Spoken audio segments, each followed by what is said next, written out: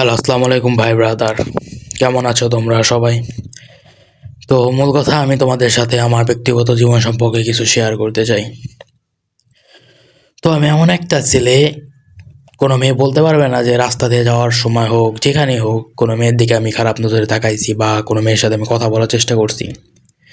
তো সবসময় আমি চলার পথে মেয়েদের থেকে মানে কোনো মেয়ে যদি আমার সামনে দিয়ে হেঁটেও যায়, তাও আমি ঠিক মতন তাকাই নাই।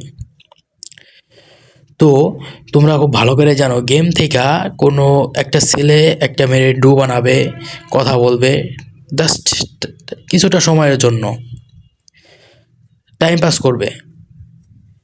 তো কেউ, কোনো ছেলে চাইবে না যে তার ডোরে বিয়ে করতে। তো হঠাৎ করে একটা মেয়ের সাথে আমার গেম থেকে পরিচয়। তো তার সাথে গেম খেলতাম, ভাল লাগতো। তো তারে আমি বইলা দিই। তো সে আমার হোয়াটসঅ্যাপ নাম্বার নেয়, ওখান থেকে আমাদের হোয়াটসঅ্যাপে কথা শুরু হয়।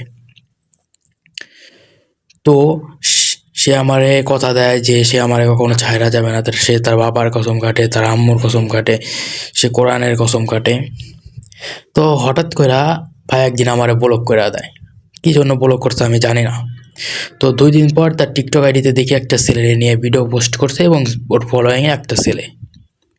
তো ওই ওখান থেকে ছেলের সাথে আমি যোগাযোগ করি। ওই ছেলে পরে আমারে বলে ওই ছেলে নাকি ভিডিও কলে তার দেহ পর্যন্ত দেখছে।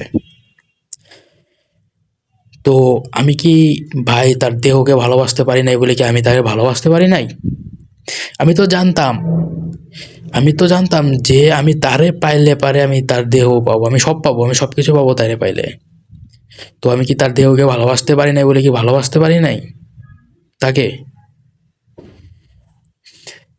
তো আজকে লাইফ থেকে এতটুকু শিখলাম যে ভালোবাসলে দেহকে বাসতে হবে। কারণ দেহকে না ভালোবাসলে কখন একটা মেয়ে যে ছেলে তার দেহ ভোগ করবে তার কাছে যাবে, কখনো তুমি যে রাখতে যাবে তার কাছে কখনো যাবে না। কিছুটা সময়ের জন্য তাকে ভোগ করবে, ওই মেয়েটা তার কাছেই যাবে। তো অবশেষে একটা কথাই বলতে চাই যে সবাই আমার জন্য দোয়া করবা, আমি যেন তো ওকে ভুলে যাইতে পারি আর ও যেন ভালো থাকে। আর বলার মতন আমার কোনো ভাষা নেই। তো তোমরা সবাই ভালো থেকো। আল্লাহ হাফেজ।